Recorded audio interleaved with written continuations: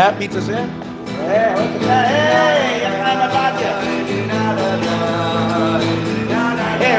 here.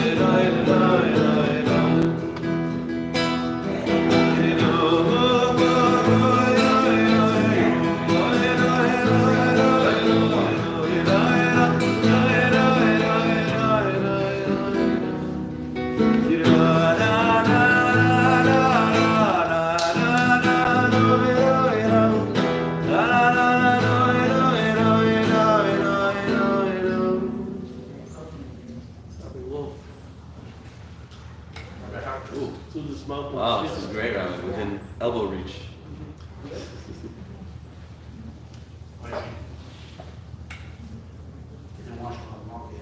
It gives a greater They readiness. didn't bench from Shalosh Shidduchs yet. I'm joking. This Shabbos or last Shabbos? Huh? This Shabbos or last Shabbos?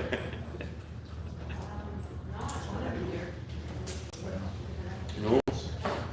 You're the first one here. You picked the next name. Anything and I know.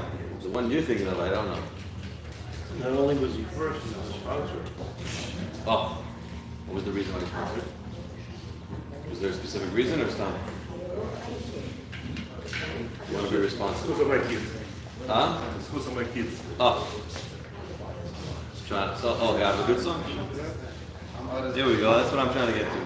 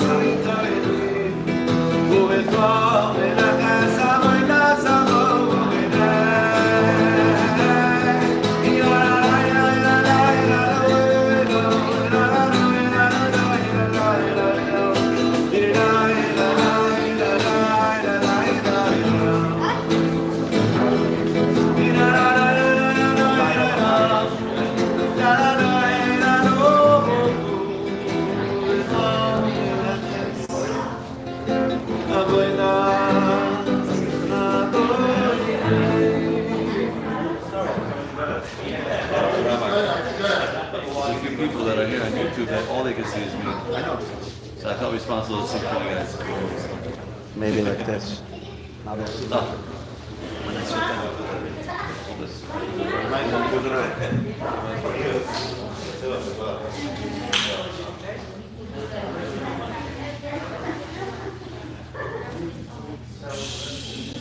Hey, Chaim Eden, good Tavach, everyone. Wow, Baruch Hashem, we're seeing humans, we're seeing people. Baruch Hashem, it's great to see people. And look who even came over here now. Wow, we missed you on Shabbos. We missed you. Now you're here, okay, Baruch Hashem. When it counts.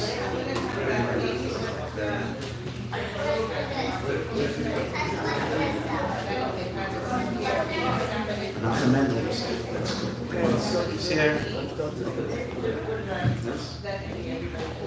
Okay, I think we're good. What? This is recorded. It's being recorded right now. You can leave it on. Huh? You can even leave it on. Chaim Yidin, Chaim, good Tavach, welcome. First, let's give a big bracha. We want to thank Chaim Avadia for picking up the pizza for us today. Thank you. And he brought it, not just did he bring the pizza, but he brought it with a heart and soul, fire. You feel a lot of love when you're eating the pizza. No, it's all the love from Chaim Avadia. Hashem bless you in a big way. I want to thank the Zickman family for sponsoring tonight's evening, and Hashem should bless them with all the brachas and beyond. Matzah Shabbos, we begin, especially when we're sitting in this holy place in the Maayon in the spring, we begin with the holy Baal Shem Tov, the great and saintly tzaddik named after the holy Baal Shem Tov. Great and saintly tzaddik, Rabbi Yisroel of Reuven, known as the Heilige Reuvener, whose yahrzeit is in Chodesh Cheshvan. We always like to connect. We always like to have the Melava Malkis. We always like the Melava Malkis to be connected to the tzaddik that dominates the month. This particular Melava Malka has its own kavanah, its own intention, that I did not connect it to a particular tzaddik, but rather to a powerful force in the world that I would like to activate, to help activate and stimulate in a little way we can. So the great and holy Rabbi Yisroel of Reuven, his yahrzeit was on Gimel Cheshvan, I think, the Heilige Reuven, once related a story. The Reuvener once related a story. The Reuvener said as follows: to hear a story from the Holy Reuvener, we need everybody to concentrate. It's not just a story. We need to have everybody's hearts and minds to join me in the story. So the Heilige Reuvener once related as follows: that a Yid once came to the Baal Shem Tov and he needed a big Yeshua. He needed a big miracle. I think it had something to do with his son. Maybe he was ill. I'm not exactly sure what the situation was that this individual came to the Baal Shem Tov seeking help, seeking advice. If anybody wants to close the office door, I hear my echo. Shkoyach. And the Baal Shem Tov looks like, I guess, saw that this wasn't an easy case. This required some work. The Baal Shem Tov traveled to the forest, and the holy Baal Shem Tov went to a particular place in the forest. When he came to that place, the Baal Shem Tov lit a fire. Made a fire, a little campfire there in the middle of the forest, in a particular place that he came to. And the Baal Shem Tov prayed, and he davened, and he brought about a big Yeshua for this Jew. Some miracle happened, whatever it was salvation for this Jew. So the Reuvener said, many years later, maybe 15, 20 years later, not exactly 30 years, someone came to the Holy Maggid and he had a problem.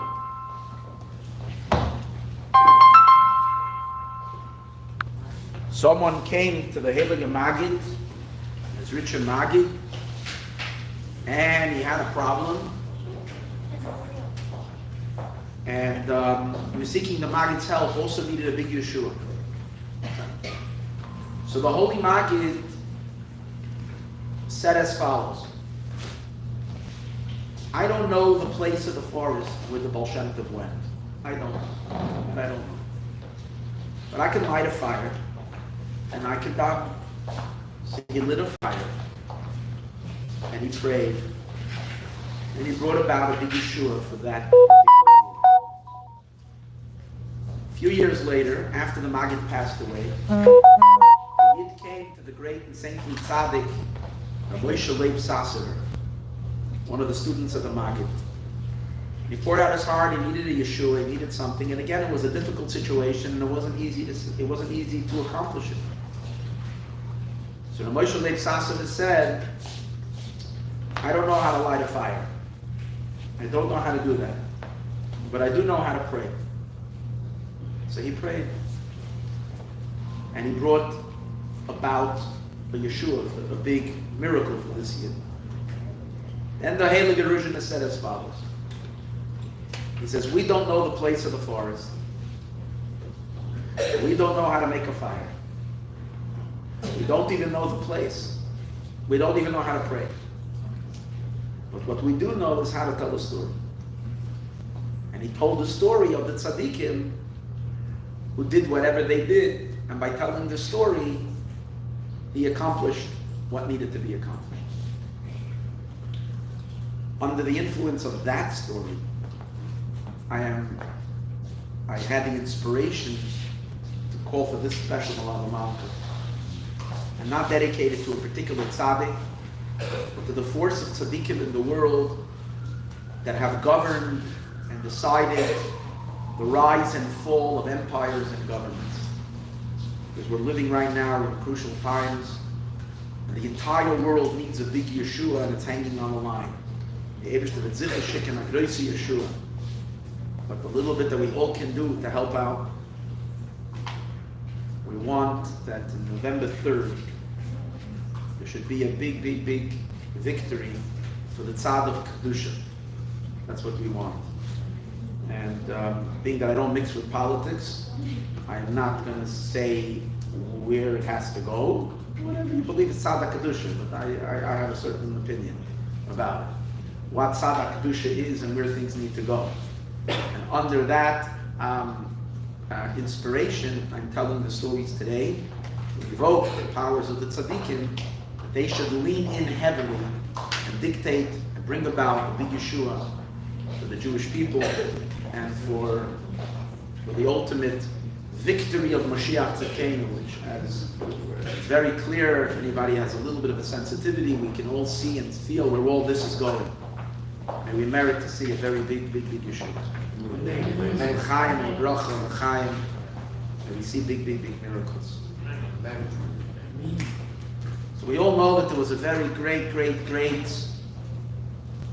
debate amongst the great tzaddikim, the great students of the Holy Mizritcha Maggid in the years 1811, 1812. It was a time when there was a great debate amongst the students of the Maggid regarding the great war that was taking place, where Napoleon was marching and he wanted to conquer the world. The great country that he felt that was needed for him to be able to conquer, in order for him to be able to then march on and literally be the biggest conqueror. He was seeking fame, he was seeking a name, he was seeking power, he was seeking, and that mattered to him more than anything else. As we know that Napoleon told this many years earlier, about 10 years earlier, Napoleon himself related that without fame and without renown and making himself for a name, his life is worthless. He has nothing from it. He said this to the great and saintly Rabbi Nachman of Breslov.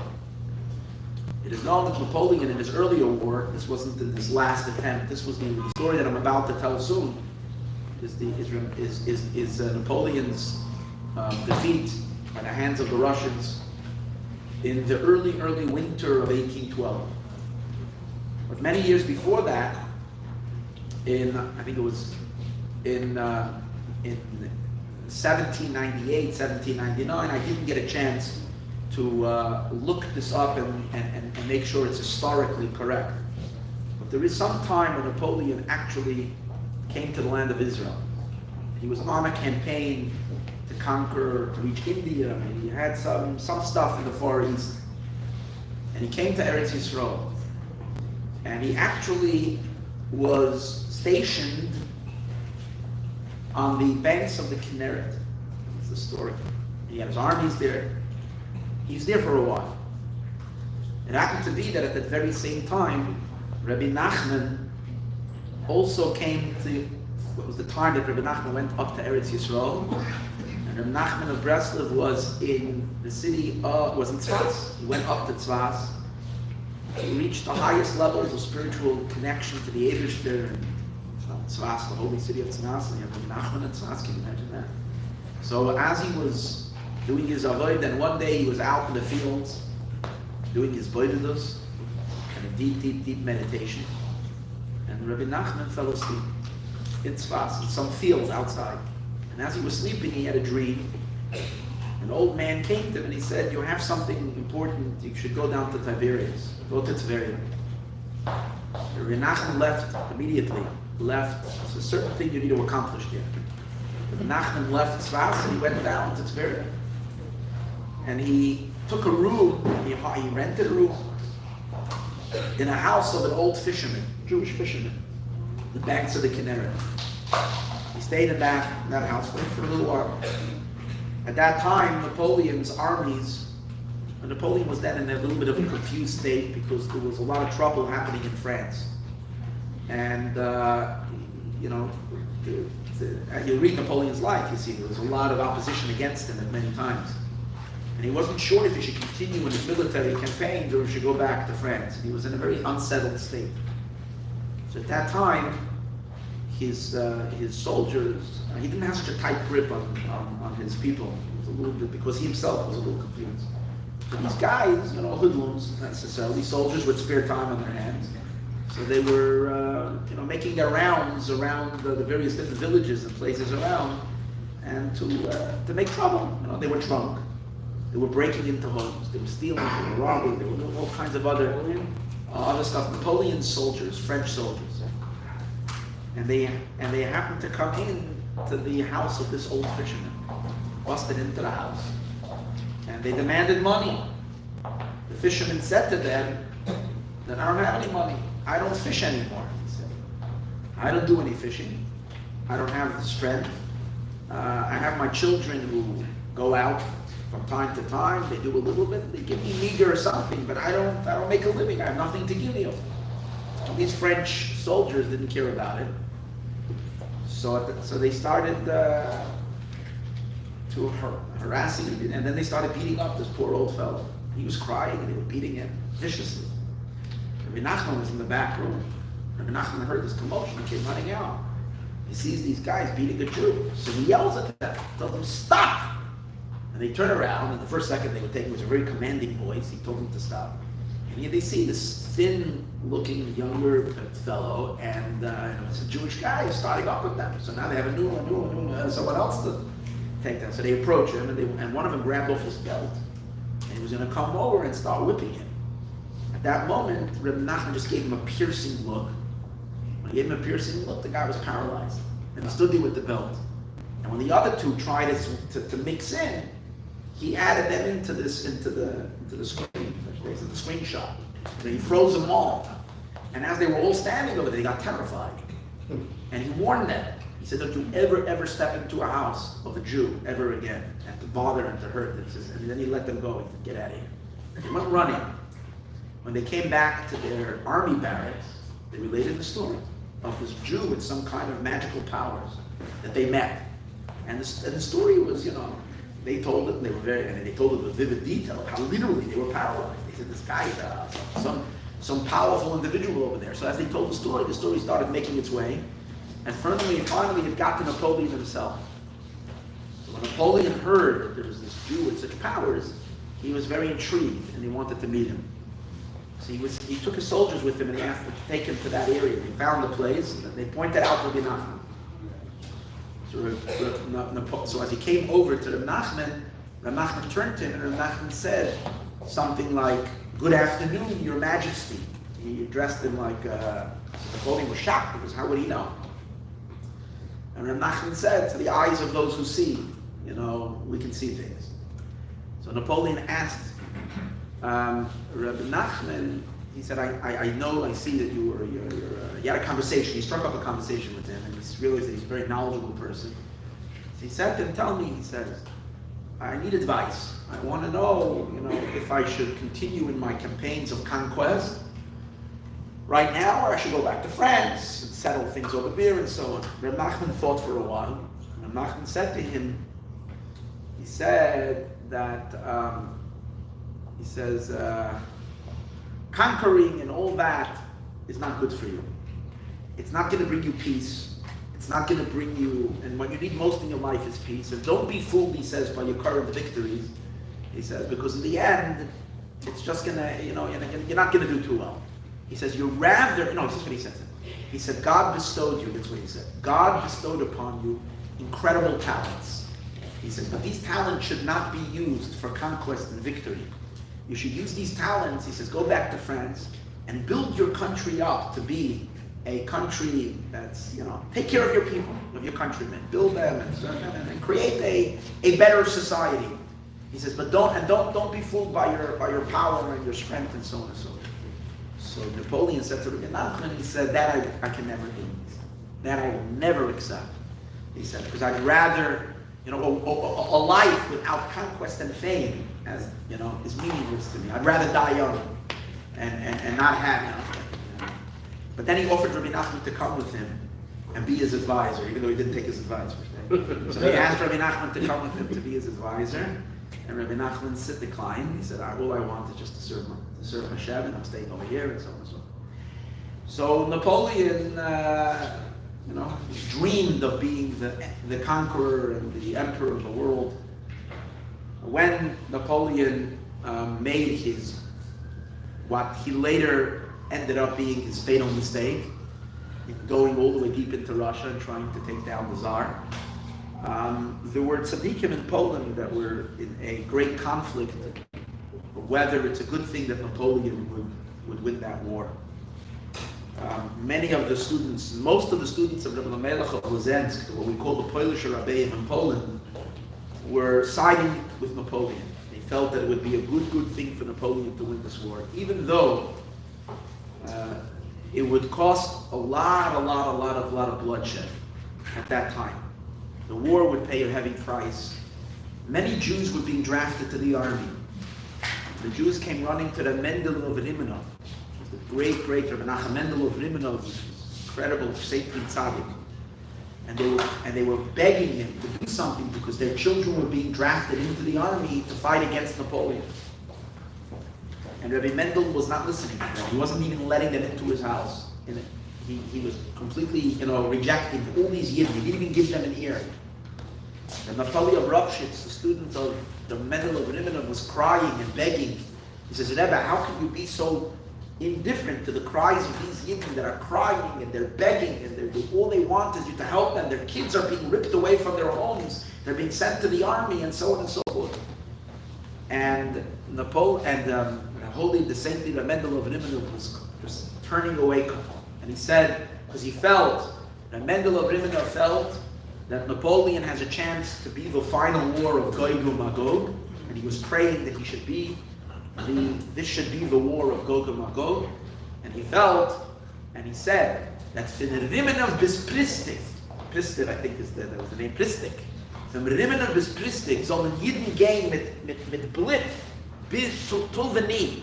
The Jews should walk in blood up to the knee, all the way from Rimanov and Pristik. It's worth, even Chas v'Shalom, such bloodshed is worth it but at least Mashiach has to come now. And there were, together with him was the Chayzer from Lublin and the holy Kozhnitz of Magid, who were they felt that this is a time that is an Eis Ratzon, that we can push Mashiach through.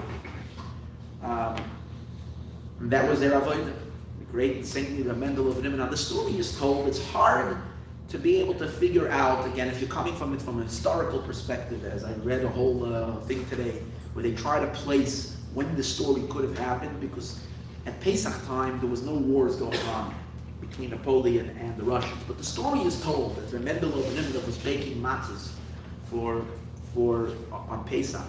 And as he was throwing the matzahs in, so someone heard him, they heard him mumbling as he was putting the matzahs in the dough in the oven.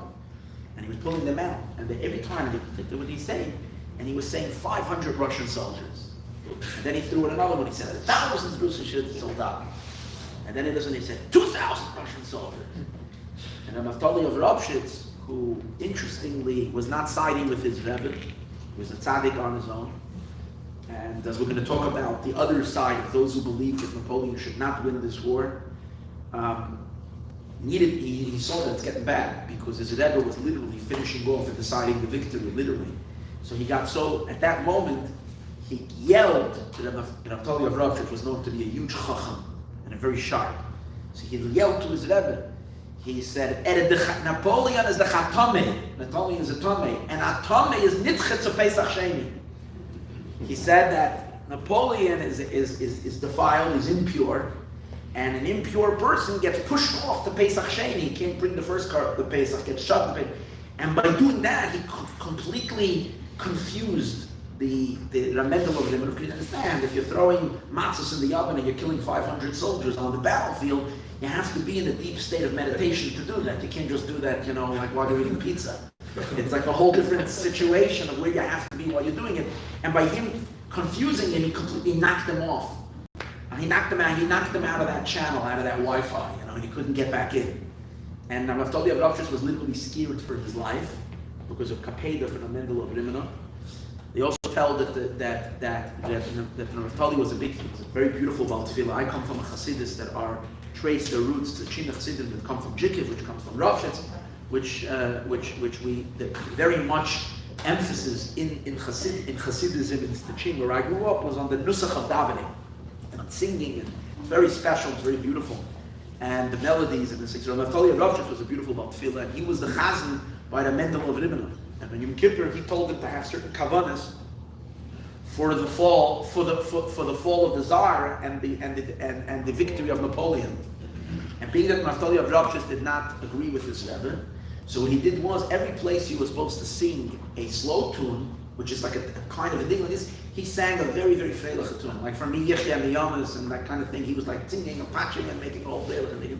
And wherever you had to sing a tune that was like kind of a happy tune, because it was a freiliche thing, he was singing like so he, by completely confusing the whole Seder of the davening, he kept his teacher also a little bit, not in the right state of mind, because the Nigunim were so like messed up in the thing. And then the Mendel turned to him and he said, "Why are you're ruining everything?" So at that time, Pesach, it says that Naftali of Ropshitz had to escape. He was very scared. He must have been in hiding for quite a while, because the story is that he came finally he ran to the Chayzer from Lublin and he asked the Chayzer to protect him. The Chayzer said, "I can't help you." And he ran to the Kozhnitz and Magid. He came to the Magid of Kozhnitz. He needed to figure something out. The Kozhnitz and Magid was very weak. Kozhnitz and Magid, most of the time, his older life was laying in bed. Erev Shabbos, he went to the mikveh. So as he took him to the mikveh, the Naftali of Ropshitz jumped into, have guts to do this.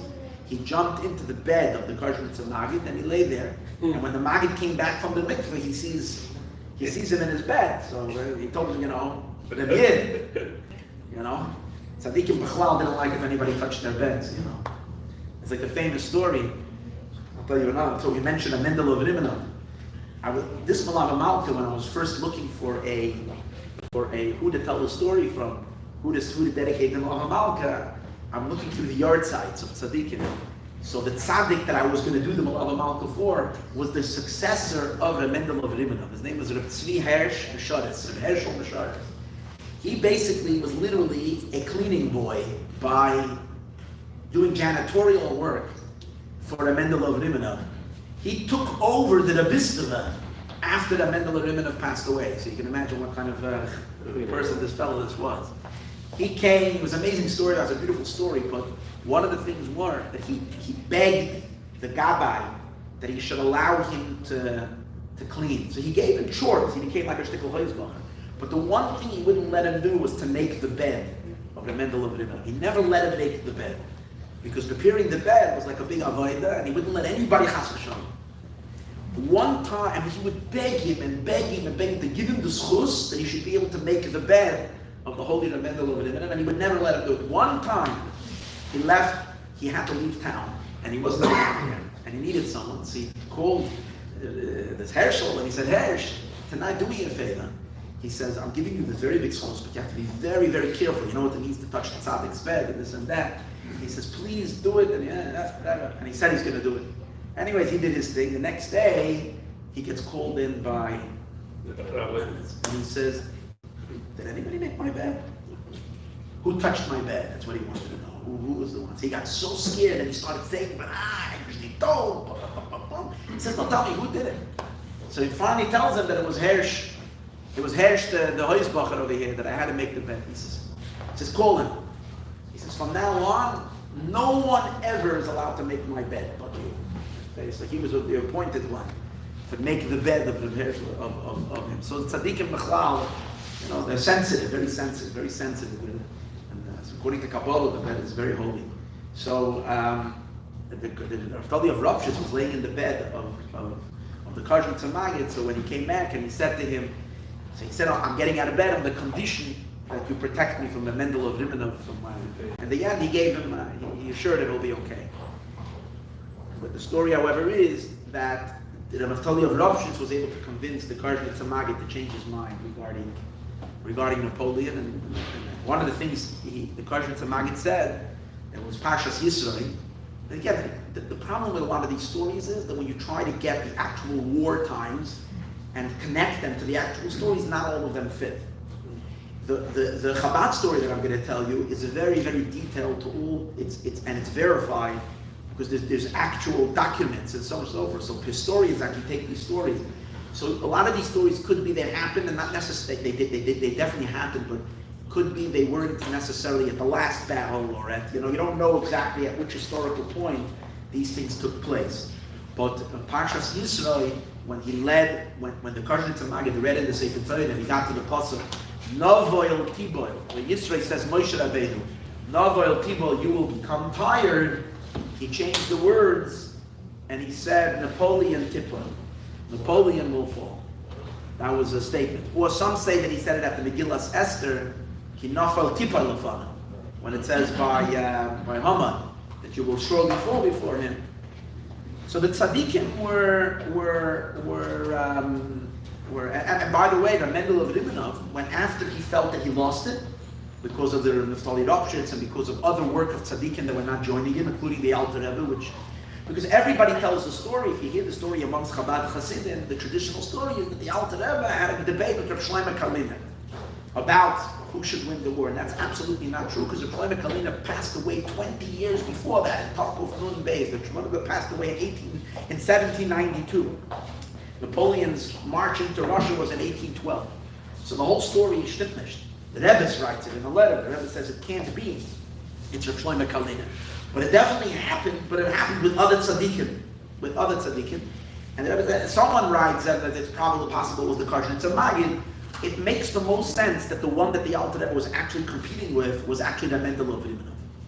And because he took it to the fullest, that he has to see it through that Napoleon should win the war, because he felt that way the Geula will come. After he felt that he lost it, he felt Katzti B'chayai, I have no need to live anymore. He was so frustrated, it bothered him to no end.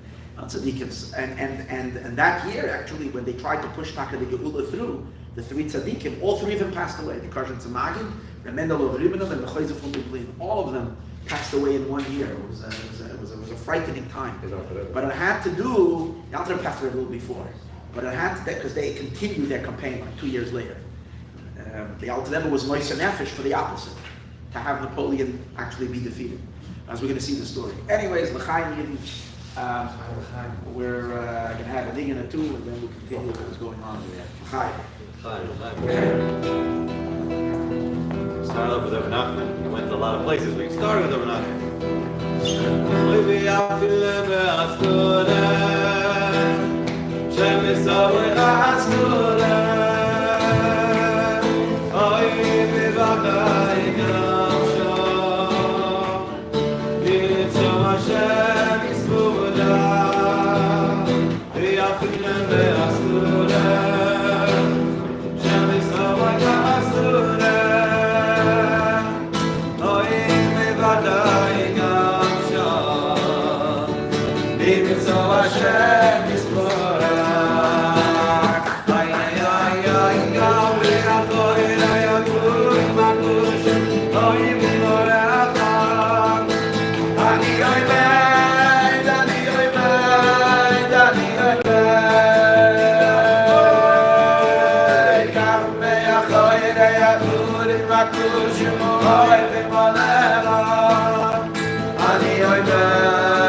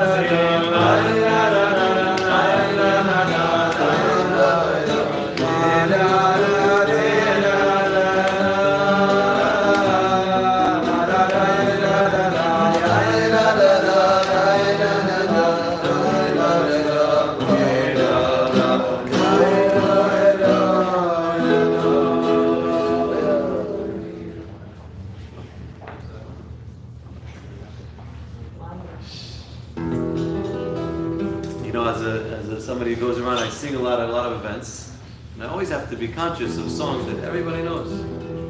There's some songs that I love so much that I never get to sing because not enough people know it. And then I come to Maayon Yisroel. And this is the song we blessed. Well, why are you ready? We amar Hashem v'meyavagoy al tido avdi yakoy. We both ad Hashem v'meyavagoy al tido avdi yakoy. Oy go ad Hashem v'meyavagoy al tido avdi yakoy. Oy go ad Hashem v'meyavagoy al tido avdi yakoy.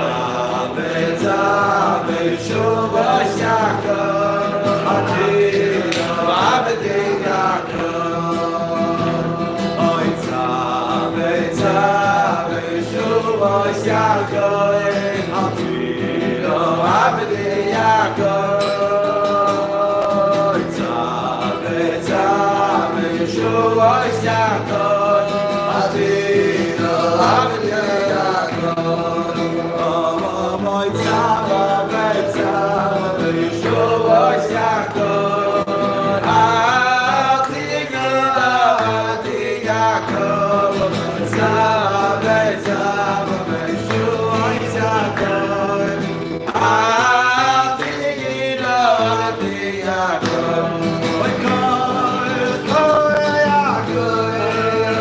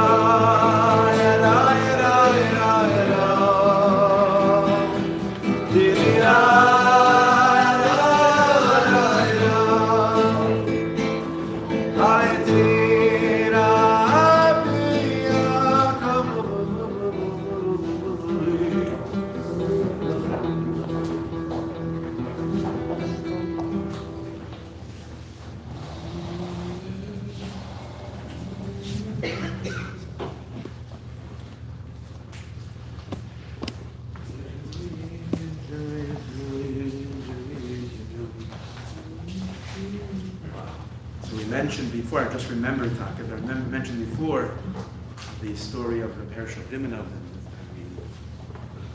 We made the bed of the holy Reb Mendel of Rimanov. So when he got married, this Heusbacher, Hershel Misharis, when he got married, so the next day, it was Chasana, the next morning, they found him in the shul at 4 a.m, cleaning, doing his daily work, his janitorial obligations. And people got very upset. This is the Chasana, this is Shadow Brachas, what are you doing here? And the person that was whatever went running and wanted to tell him, the Mendel of Rimanov, that tell the chassan, to relax a little bit. Someone else can clean the shul. Well, when he came to the Mendel and he told him that, like with kindness, terrible, why is he cleaning the shul? He needs some marriage lessons, marriage counseling. And the Mendel said, "Oh, Baruch Hashem, Baruch Hashem." I was so scared. I was so worried. How am I going to daven today? He says, because when Hershel cleans the shul, he knows how to clean really well. In other words, he cleans out all the chitzayim. There's nothing. He wipes away all the clippers. Everything is gone. It's a clean environment. Very important to have a clean environment, especially here in the Rabeim. We have to isolate. I tell the stories that we should clean up a little bit over here too.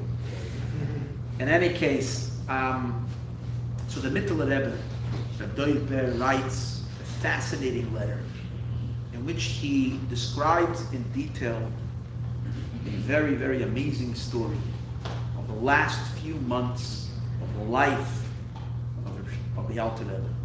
Before I go there, the Alter Rebbe once said as follows. He said that in accordance to the Tzaddik Hador, so is the wicked, because the Eibishter Zerul. And if the Tzaddik is like this super Tzaddik way above the generation, then the Klippa that stands against him, the force of darkness, is also an equivalent force that's way above the regular darkness of the generation. And he said, so it was in the days of the Baal Shem Tov. Because the Baal Shem Tov was Shaloi Be'erech L'mayla, he was way above the generation. So there was a certain Galach, there was a certain priest that was the antithesis, and lived in the time of the Baal Shem Tov. He said, my Rebbe the Maggid, because he was Shaloi Be'erech above the generation. So there was Franz Joseph, king of Austria. He says, a very, very difficult klippa. And then he said, Napoleon is Shaloi Be'erech, a klippa that's way above the generation. That's what he left it off with. But he said, of them that menachem hod mesiras nefesh. But on this you need self-sacrifice. And he didn't say about himself, but he was conveying that he's a challenger of his. So the Mittler Rebbe writes the story of the Alter Rebbe's life. It was in the summer of 1812. Started sometime in June, when Napoleon's armies were coming into Lithuania. They came into Lithuania. Then they called it Poland, because the borders were there. Every day was changing. The whole area there probably still changes quite often. That whole area, but then at those times it was constantly changing from Russia to Poland to this to that. Anyways, when he came into that area, the Alter Rebbe started getting very, very, very anxious about it. He really, really was upset that Napoleon was coming closer, and he was talking about it a lot. And the Mittler Rebbe writes that the Alter Rebbe felt, and he writes it explicitly in the letter, that the Napoleon was the essence of Ra, the essence of evil itself. First of all, he was a complete kafir. He was an atheist. Now you realize there was a war going on between the Tsar Nicholas, and Napoleon. They're both not big tzaddikim. And yet, the Alter Rebbe sided with the Tsar in such a strong way, and with such venom against Napoleon, it's unbelievable. And that is because, as the Mittler Rebbe writes in the letter, it's a long, very geschmack letter, where he describes how Napoleon is an atheist, doesn't believe. He credits all of his successes only to himself. He's an overblown ego. Everything is only him. Has absolutely no recognition in God at all. Quite on the contrary, dismisses religion and faith and so on and so forth. It's interesting that it's known that the Baal Shem Tov, in those days on the roads in Ukraine and Russia and that whole area where the Baal Shem Tov was, so you would have on the road so many places that were like crosses. They put up, Salem, here and there, and the people who would drive by when they drove by a cross, they would cross themselves. It's a symbol of their faith, their belief. The Baal Shem Tov only took a coachman who would cross himself by every cross, which is the one who did it. If there was a coachman who didn't, that means he was a fraya guy. It didn't work for the Baal Shem Tov.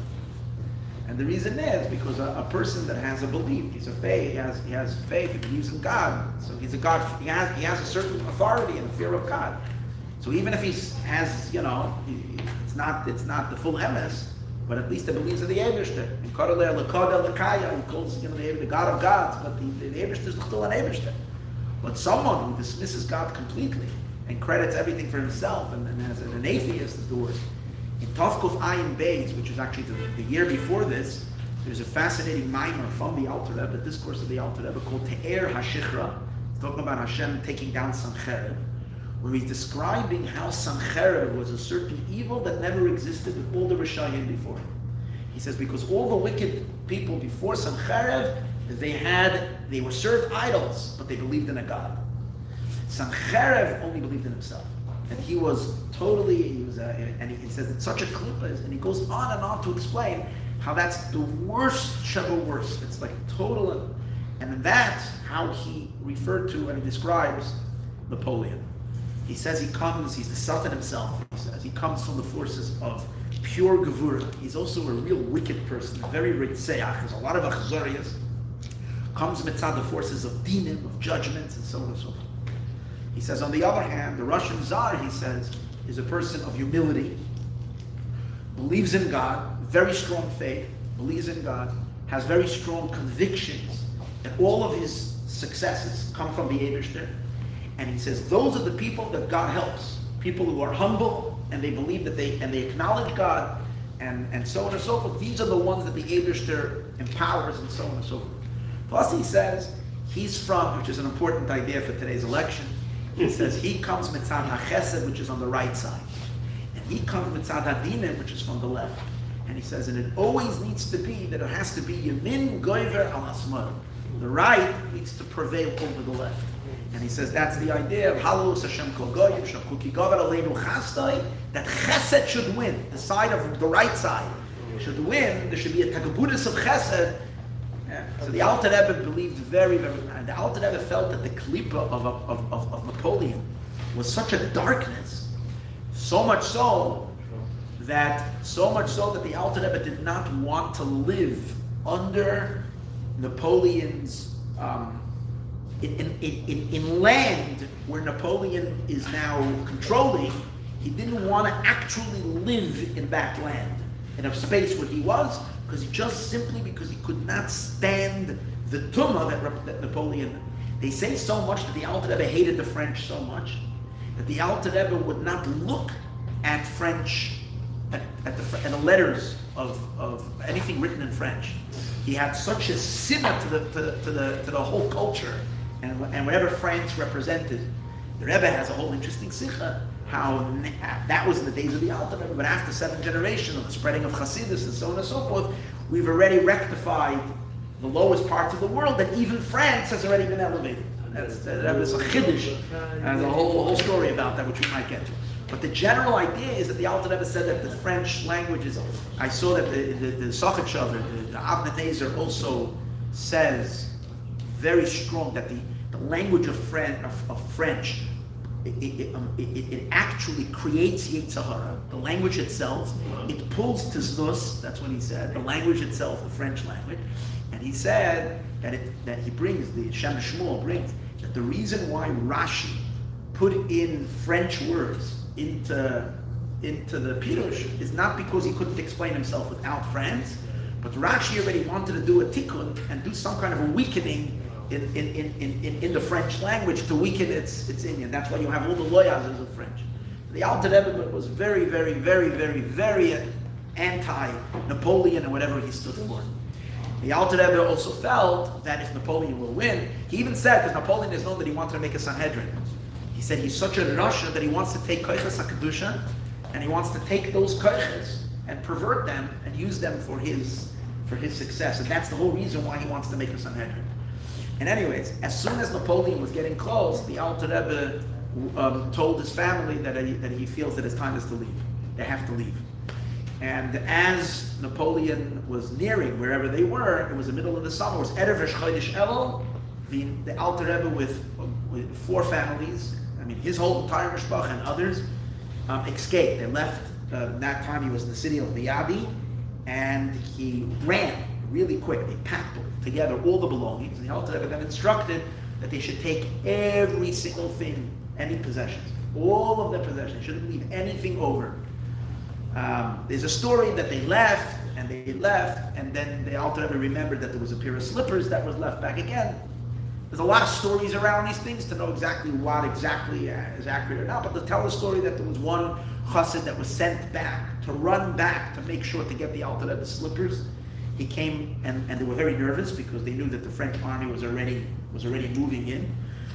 The guy came running back after a while, huffing and puffing, was out of breath. He had the slippers with him. He said, Mamish, he had it by the second. As he was able to grab those slippers, and then he said they should light the thing in fire. They lit the house on fire.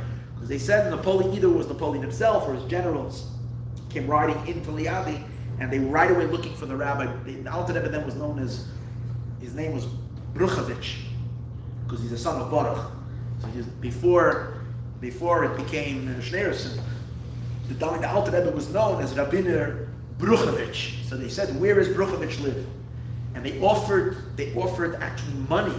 When they came to the house and they saw that there was actually everything destroyed, Napoleon very much wanted something of him. He felt that they say that Napoleon had certain powers, and he felt that he would take. They said he was some kind of a magician, and he wanted very much some of the Alter Rebbe's possessions, and he didn't get it. But Al Kaponim, the Alter Rebbe escaped together with the ganze mishpacha. And they ran over there in the letter. He describes exactly where they went and how one Friday night they came to the next town and the armies of Napoleon were coming closer, and it was Friday night, and it was suddenly they were told, they were crying out like that the French are coming. So it was on Friday night. The Alter Rebbe instructed that they all ran into the forest, and they came into the forest. They spent Shabbos Friday night in the forest. Shabbos day they had to run, and the Alter Rebbe instructed they should be Machal Shabbos, and they should flee on Shabbos. He said it's a mitzvah, and they continued, and so they ran from place to place and throughout the Chodesh Elul, and then they came close to Moscow. Now all this time the Alter Rebbe was in a state of a lot of meridas, a lot of bitterness, and a lot of crying, and a lot of tehillim. It was very, very intense. And it came Erev Rosh Hashanah. The Mittel Rebbe says the Alter Rebbe came and told them as follows. He said, it seems like, the way I see it, is that Napoleon is going to conquer Moscow. And because, it was getting closer. And he said, Ledaiti is going to conquer Moscow, but I hope that's as far as he's going to get. And I think it says he was crying then. He was very, came, and everybody got very scared. Everybody got really, really scared at Rosh Hashanah. Now, it could be that's the Rosh Hashanah that the Alter Rebbe blew the shofar. It's hard to know. It makes sense that would be the only Rosh Hashanah that he woke up in the first morning. But over there, in the middle of Rebbe's story, it doesn't relate it. That he did shofar, because the famous story is that the tzaddikim knew, as they were wrestling over the events of who's going to win, was that the who's going to blow shofar first was going to be victorious, because Rosh Hashanah, everything is decided on Rosh Hashanah. So whether it was the Karshan Tzemagid, or whether it was Remendel of Rimina, again, it was for sure not Rav Shlomo Karliner, like the story is told, but one of them that rushed like crazy to get the davening done so that he can get to Tkiyah Shofar. And it was mamish like he did it very quick shachris. And then when he picked up the shofar and he was ready, and he was ready to blow, he suddenly he started shaking and he dropped the shofar and he said, "The litvak beat me." Because I'm referring to the Alter Rebbe as the litvak, and he said what happened was that the Alter Rebbe didn't daven shachris. He just grabbed the minyan right in the morning and they blew shofar immediately, and they went straight to shofar that year. And with that, he basically tilted, because the middle of that, what he does say is that my father came to me on Rosh Hashanah, and he said, today I saw that the thing switched in heaven, it switched over, and Napoleon is going to lose. He's going to have a big Napola. He's going to lose. He's going to fall, and that you don't have to worry, something like that. That the things that he's even though he's taking Moscow, but immediately after that, he's going to have a very big Napoleon. That happened on Rosh Hashanah. Came Shabbos Shuva again, and they kept on running further and further away. They reached deep. It was like literally hundreds of miles as they escaped deep into Russia. But this was a little bit past Moscow where they were staying. And on Shabbos Shuva, the Alter Rebbe came before Musaf to him, to the Middle Rebbe and the Tzemach Tzedek, and he took them both, and he was crying. The Alter Rebbe was crying bitterly, and the Alter Rebbe said, "Oi, oi, for what's going to happen to Belarusia? What's going to happen to that whole area? Because what's going to happen is," he says, Napoleon is going to go back, and he's going to wreak horrible pogroms and destruction upon the Jews and he's not going to go through. He said, he's not going to go through Ukraine. The other, he's going to go back through Belarus, and he's going to make a churban noira. And the Alter Rebbe was mamish in deep pain from what he saw, what would happen. Because he said, and that's what he did, the pogroms and the amount of Jews that were killed, it was horrible. In the back of this book, he brings the devastation that Napoleon, the fleeing armies of Napoleon, they were taking revenge.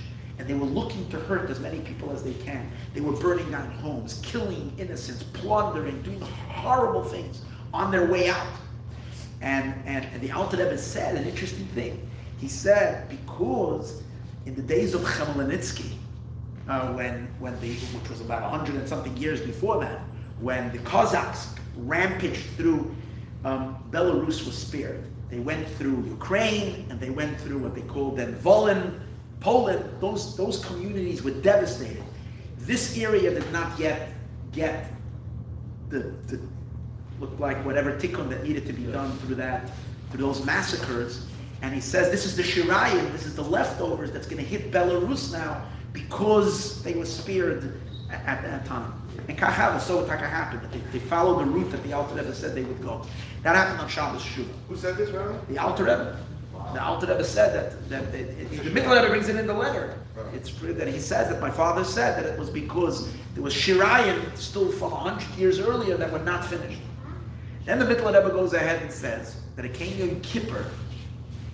They spent Yom Kippur over there, and on Yom Kippur, what happened was Napoleon made his way into Moscow, and the entire Senate, the Russian Senate, all ran out of the city. And there were wagons coming, and they were escaping with enormous speed because they were terrified. Basically, the entire Russian government escaped. And as the Middle Rebbe saw that, he panicked. And he came to his father crying. Anybody want to just open it?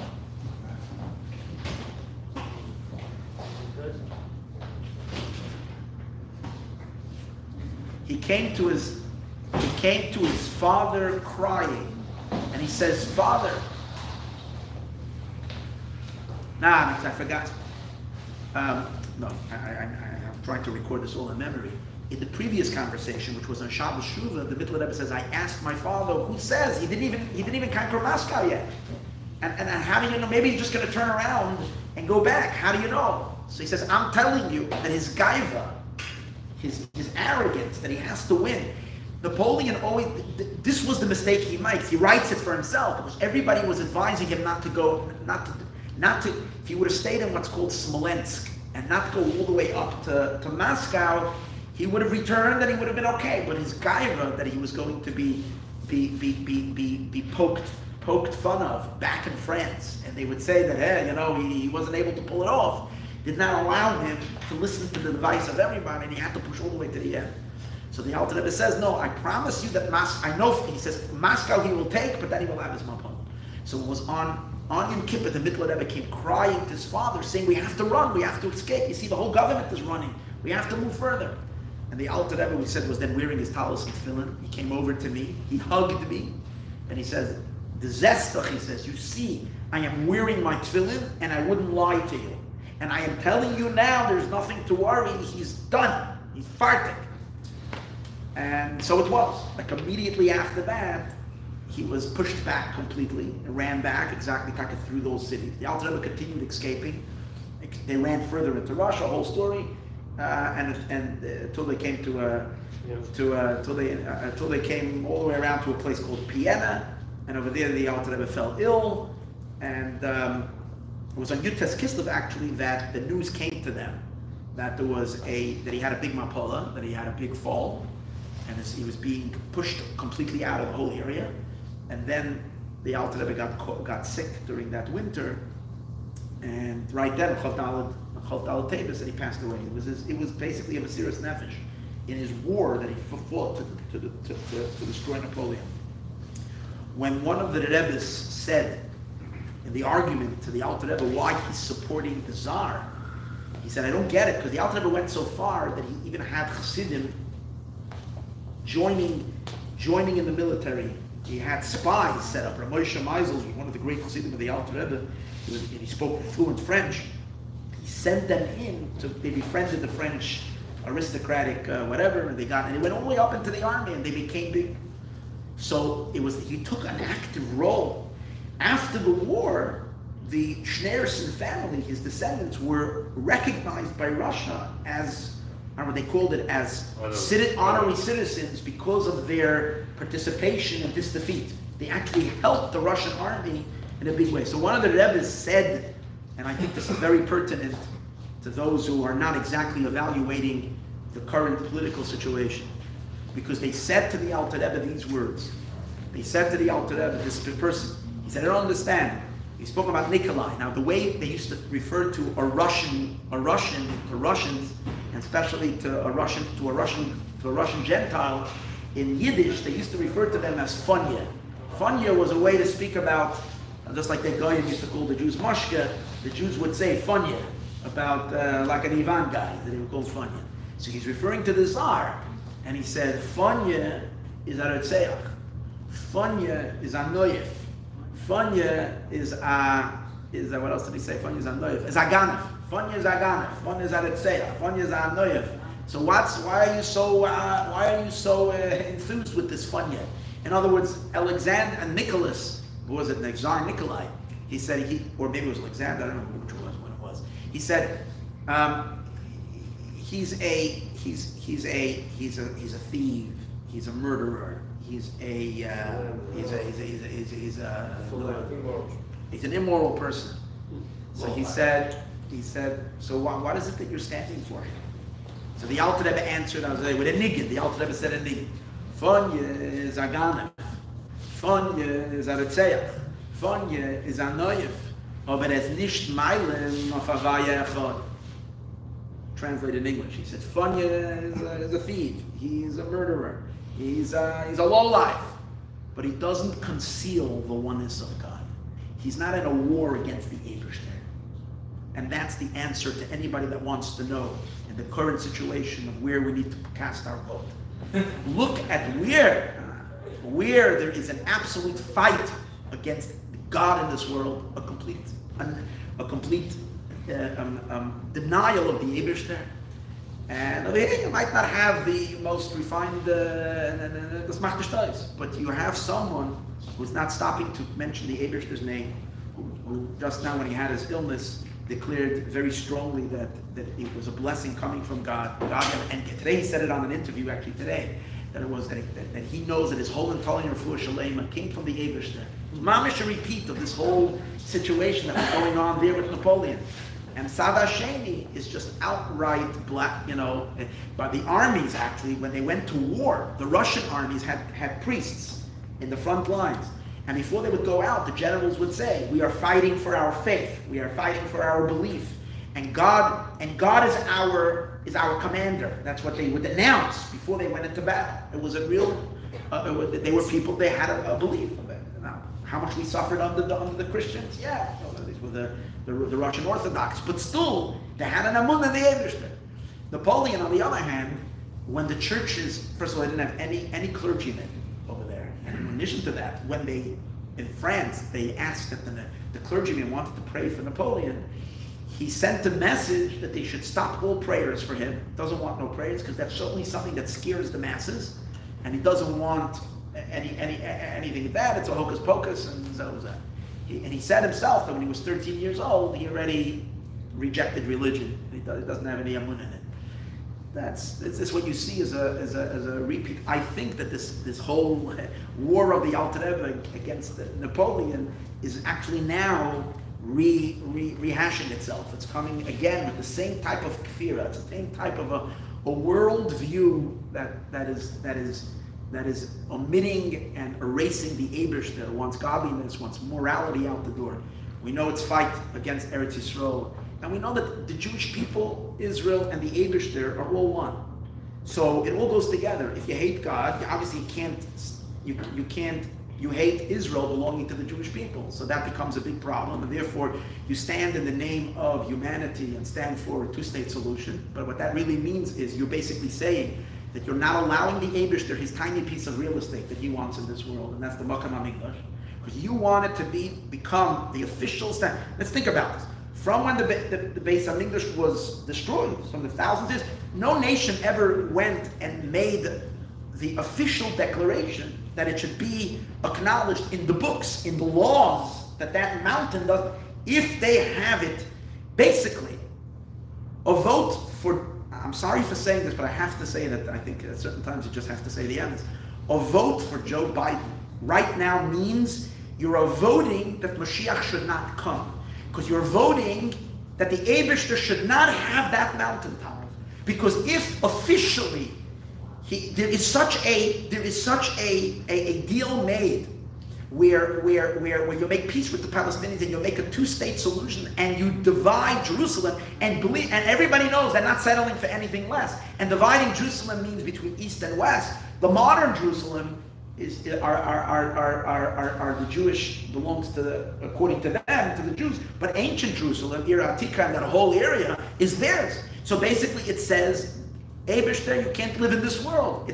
And it's making it official once it goes down in the books that way. It's official. So the law of the land, the way the world has accepted it, it's mamish, a horrific rejection. In addition to the fact that the Iranians are about to die, they're choked. They're about to die, and the only thing that they're holding on to is hoping that on November 3rd it's going to go the other way, so they'll come back and they'll resurrect them, the Iranians. They're ready to plot. They're going to fall apart as soon as he wins the next election, the whole enterprise, because they can't survive another 4 years of these crushing things. So you're talking about saving the Jewish people, saving Eretz Yisroel, saving morality and godliness in this world. And what's your problem? Your problem is that you don't like the fact that he tweets the way he tweets. Are we crazy? Are we lost our minds? Is there anybody not getting it? I know we have certain sensitivities, but it doesn't. It's so clear that Tzad HaKedusha is definitely standing behind him. He's someone who believes in the Eibishter. So I say, Fanya Gana, Fanya this, Fanya that, but he's not Maayon on Hashem Echad. And there the Alter Rebbe had a victory. And over here as well, we know for sure Tzad HaKedusha will win, without a question. And hopefully it should all be B'chesed V'rachman. Should all go down in a way that's not going to cause any excitement here on the streets of Los Angeles. Everything should be good. Safe and sound.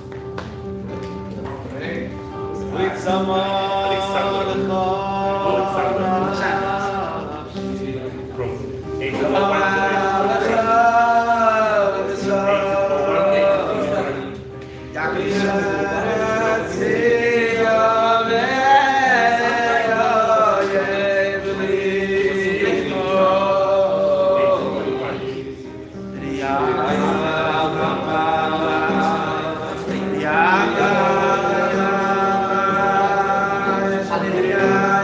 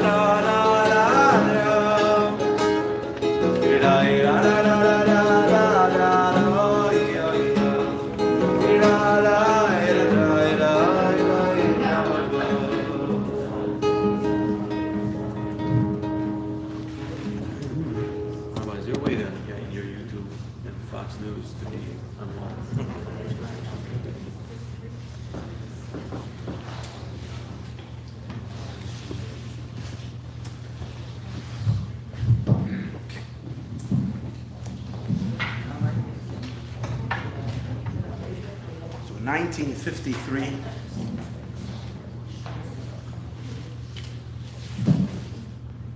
January 8th, 1953,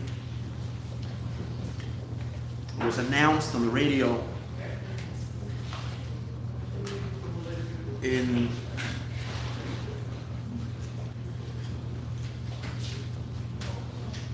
the Soviet Union.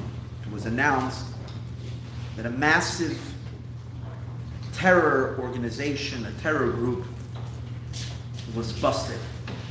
Very big national news.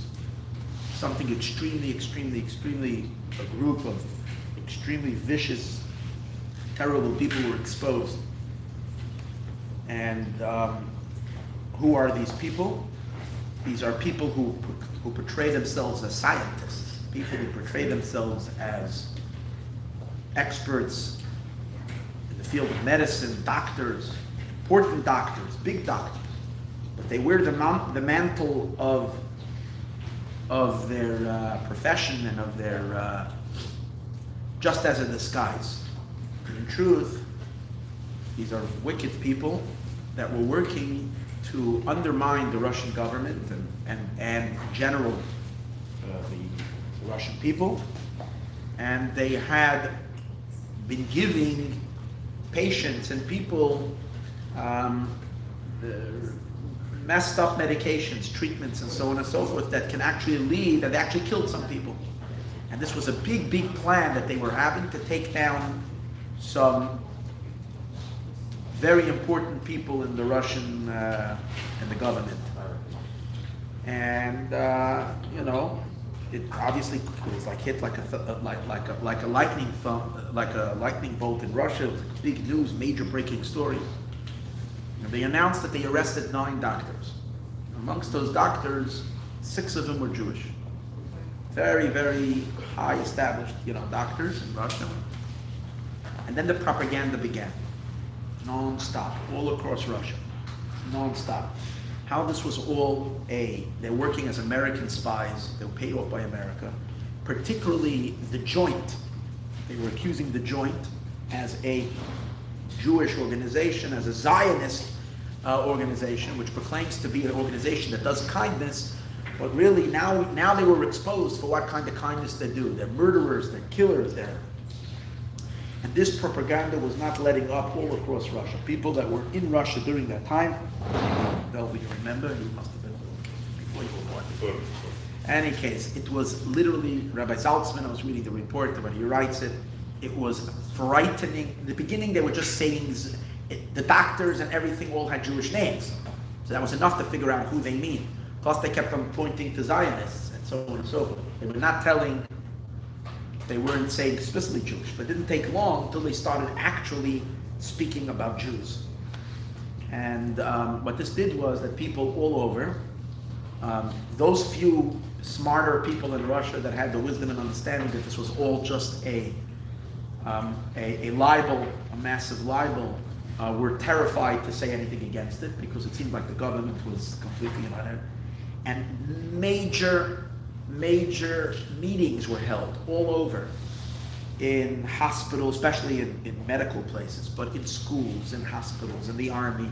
Wherever you went, they had these massive meetings in every business and every company and every school and every education centers to be wary of doctors. Be wary of doctors, especially Jewish doctors. Be wary because you don't know what's going on. We're probably only uncovered a tiny little bit of the plot, but there's so much more and everybody should be scared. So they were non-stop bombarding the people to literally frighten them about what was gonna be. So he says that people were terrified to go on the street. People were called all kinds of names. First they were harassed. Then his uncle was even on a train somewhere in Minsk, and they started, everybody on the train or on the bus tried to, the people were calling him all kinds of names. They were starting to say he tried to defend himself. So then an officer came, grabbed him, and threw him off the bus. And this was like the occurrence. And literally walking on the street as a Jew was very, very dangerous. And this happened in January. And they were saying that there was going to be a trial, and everybody understood that it was only going to be a mock trial, and they were definitely going to find these guys guilty. And the Yidden were terrified. What would happen to the Jews once these guys are found guilty?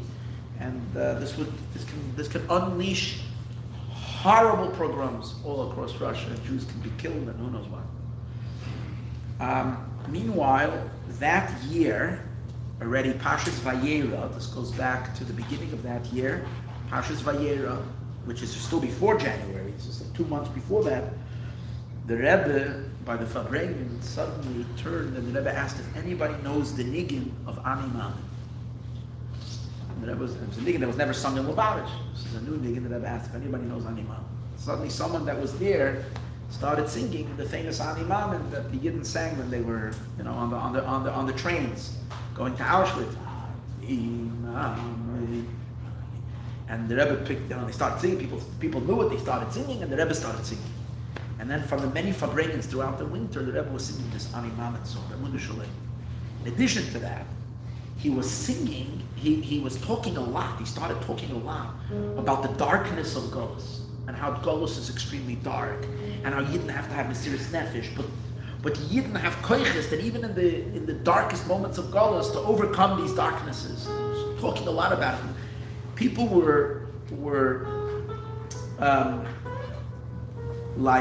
wondering why suddenly is he so busy with the darkness of Golus that it was a change. It came January 8th that year. The Rebbe out of nowhere, usually he would hand out a mimer from his predecessor at a certain special date. There was no special date. The Rebbe went and he had published a specific mimer from the Friediger Rebbe that he said in 1925 called Eina Kadosh Baruch Hu Ba Betrunya Im B'Riyosav. The Eibishter doesn't come with any complaints. And in the mimer it talks about the mile of Yidden and Mesiras Nefesh and so on and so forth. So people were wondering, like, why out of nowhere? Like, no one knows anything in America, and suddenly the Rebbe is giving out this mimer and so forth. And then it happened a few weeks later. The Rebbe addressed directly Stalin. Stalin was then the tyrant in Russia.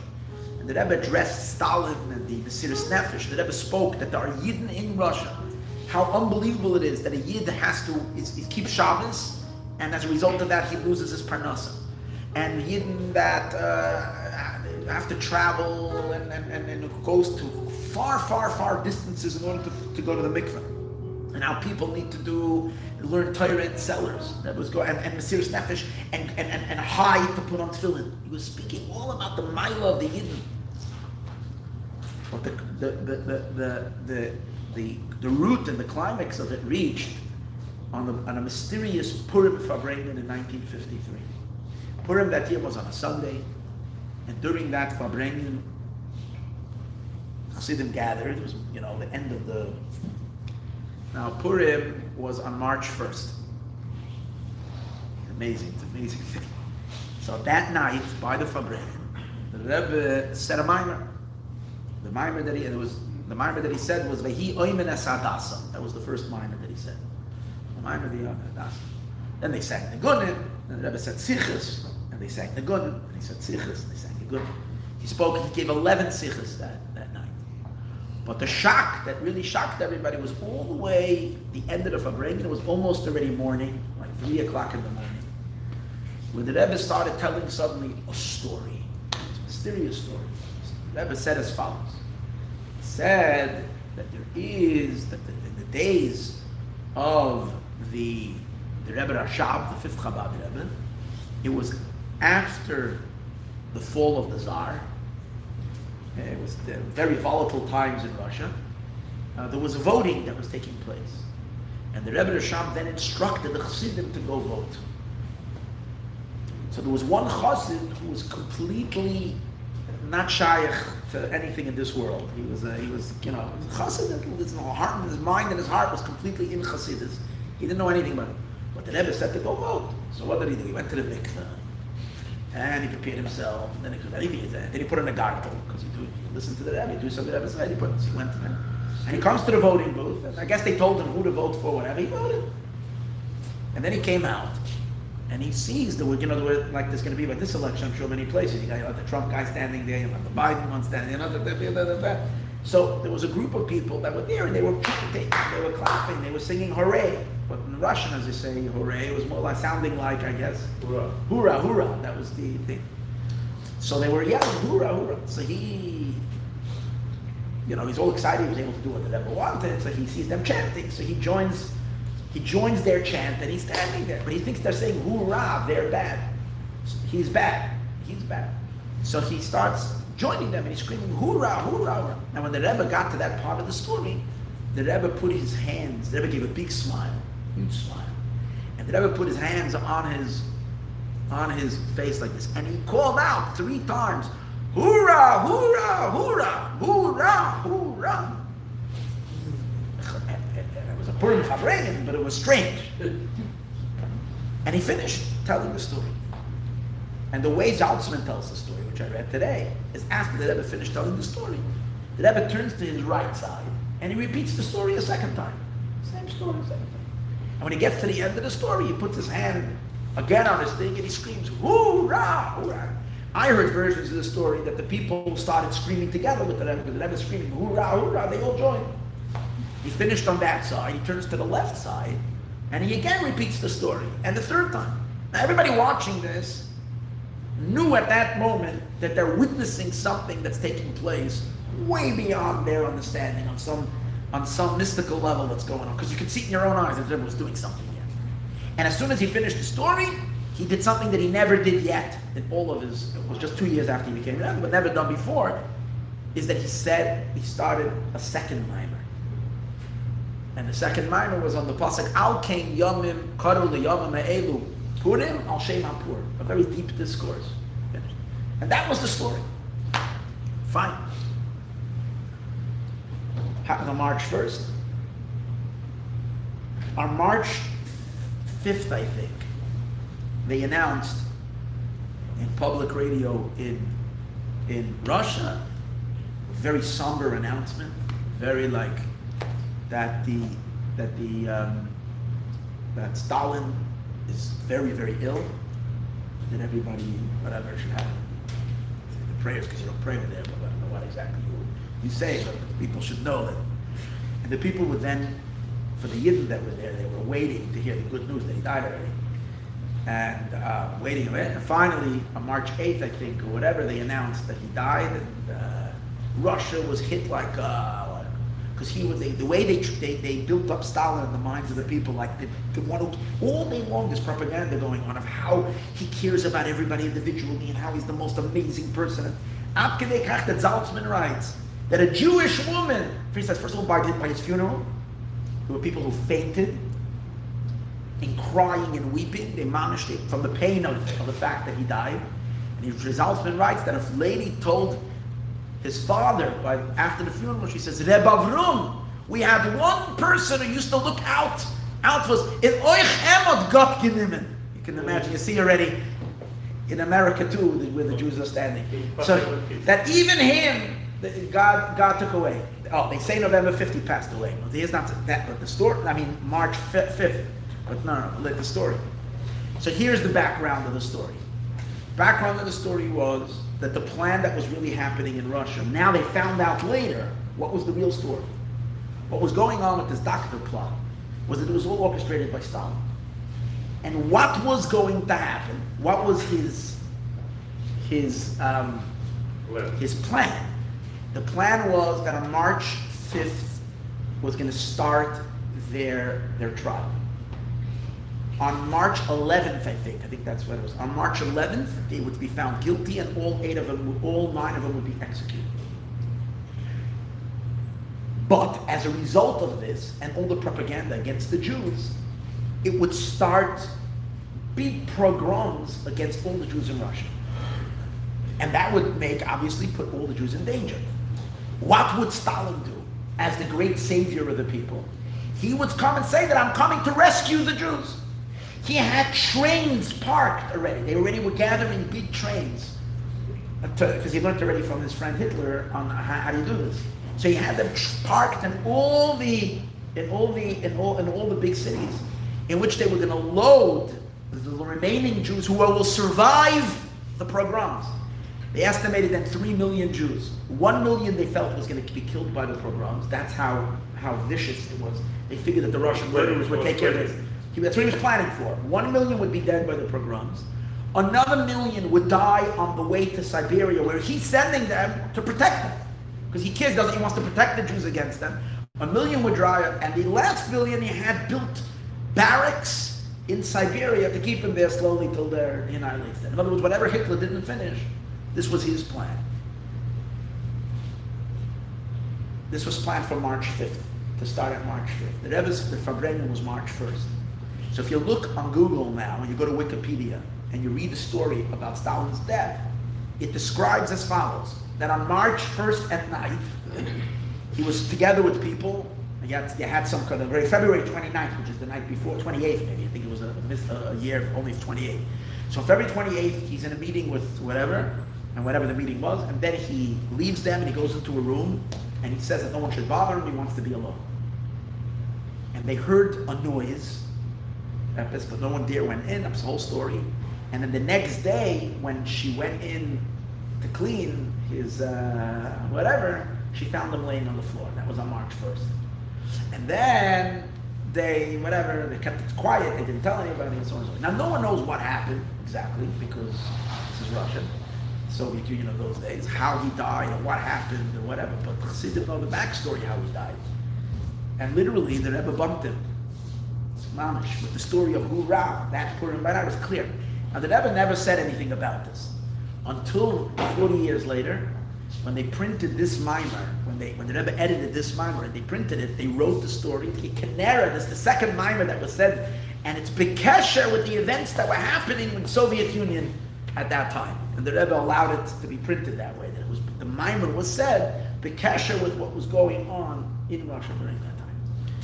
So it was a literal thing where the Rebbe literally, as a sharpshooter sniper, stood in 770 and took him out right then and there when he was threatening all the Jews on Purim, but that Purim Fabrik. So Rabbi Aster tells me that in 1982, he remembers Erev Rosh Hashanah going to Crown Heights, and he's there for Erev Rosh Hashanah Farbrengen. Not Farbrengen, the Rebbe was, I don't know if it was a Farbrengen, the Rebbe spoke.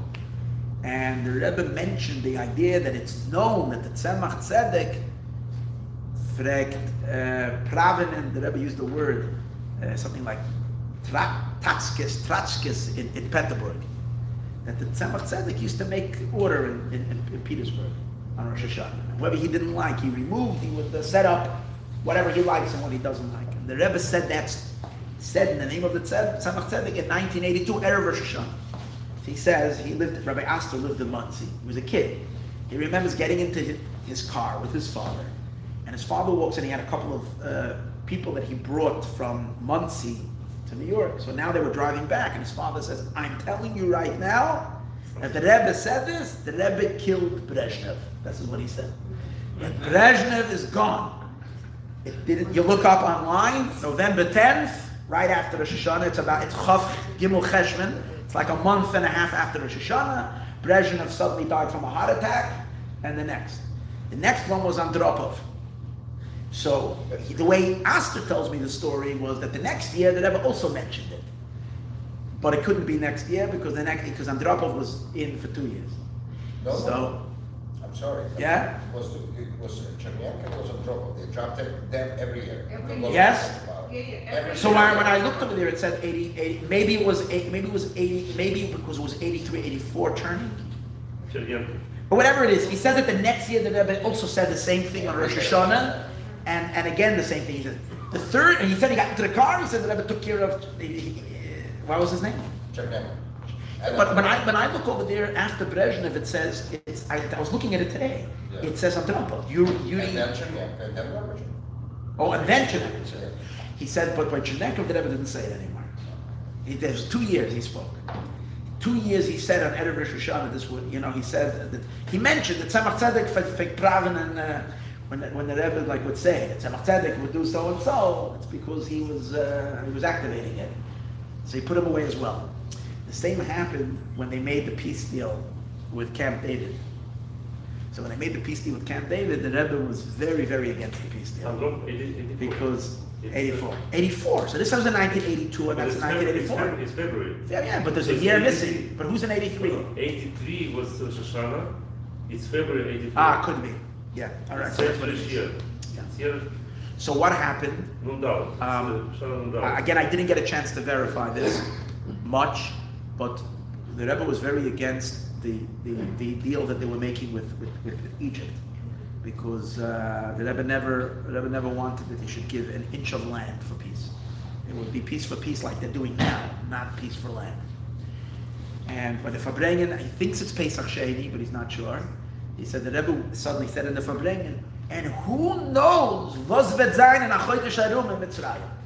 And who even knows? Like, how can you go and make things when it's so unstable? You're getting a promise from this guy, and a month later there's a whole new government and you have to deal with it. So what do you have? And for that you gave away half of your strategic land. For what? For a promise with someone that the next month he's not there. And that's the Rebbe seemed to be saying. Who knows what's going to be in a chodesh in Mitzrayim? So again he says, my father got into the car and said the Rebbe gets Sadat. The Rebbe just took care of Sadat, and so it was. A month later, Sadat was assassinated. So the tzaddikim did what they needed to do. They needed to pick off whoever they needed to pick off. And I'll share with you what I feel very strongly about the previous election in 2016. And as you know, in 2016, Trump was lagging behind Hillary Clinton, and his numbers were looking really, really bad. And it's interesting how it was Friday. I remember I was walking into a real market when I heard the news. There's a certain person who actually comes to the shul sometimes, and a little bit of a loud individual. And this person was giving a whole lecture in a real market. Did you hear the news? Comey just announced that they're opening again the investigation into Clinton's emails. It was 11 days before. So I said, if it's number 11, 11 days, 11 is the Rebbe's number. He's born on Yud Aleph Nisan, everything is, he came in Tafshin Yud Aleph. On the 11th day, everything about 11 is known. So I said, I didn't figure this out then, but I thought about it afterwards. It's 11 days before. And that's when, and it was precisely because of that announcement that they're opening the emails that suddenly, so I was waiting for something to happen this past Friday, because I said this Friday is also 11 days. So Ivanka went to the oil tanker 11 days before, on Thursday night, right after the debate. Interesting. From the debate, she traveled to New York. She went to the oil to daven for the victory of her father. And the emails again are cooking. Now we're going to see what's going to happen this week. But that story didn't break now, but I think there'll still be Freilach. Any case, this is good. There will be big miracles. Amen. For sure. Rebbe still working. And big time. Oh, yeah.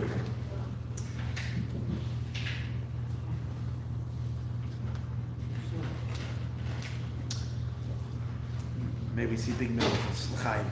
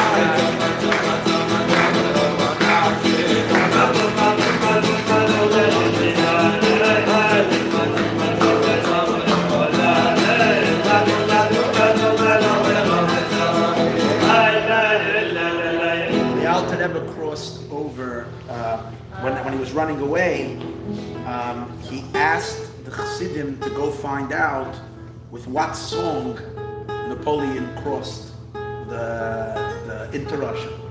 So they did an inquiry and they came back to him with the niggin, Napoleon's march. And the Alter Rebbe listened and he said, it's a true niggin of Nitzachon. It's a real niggin of Nitzachon. And he was in a state of dvekas for a while. And he said, zum Sof, in the end, wird sein, Didan Hatzach. In the end, it's going to be Didan Hatzach. So that brings us to two songs. One of them is, ay, ay, ay, ay, ay, ay, ay, ay, ay,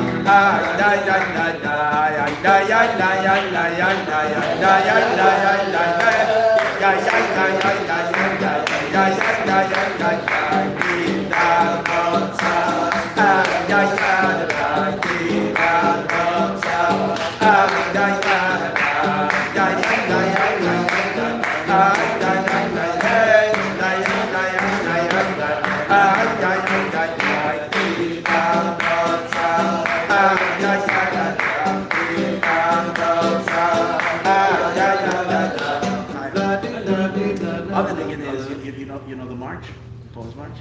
No, it's Sing it. Ay,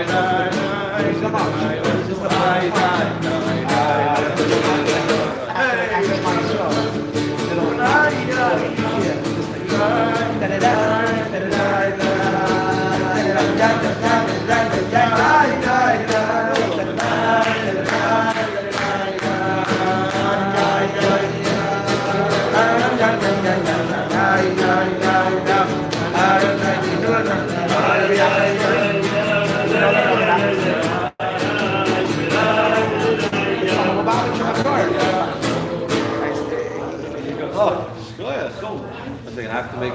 Now I know the song. There you go. Beautiful. Very nice. I actually play lefty, but my brother had a writing class, right? Yeah, Learn how to I've play never seen anybody play Jimi righty Hendrix lefty. style. Probably played it upside down. So writing it. I always knew your head was upside down. All right, everyone. Everyone, don't forget the bench. Without benching, let's become a zoom for sure. At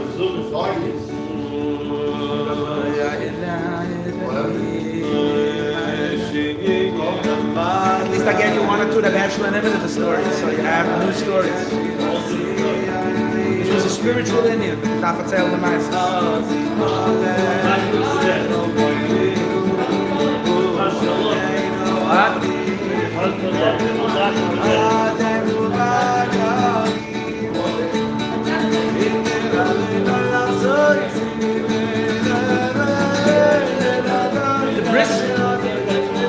The Briska have a tradition. The Briska have a tradition that there's a city called Chaslanovich or something. Chaslanovich. That even though it was more like a Hasidic town, it always had a stock of shit on.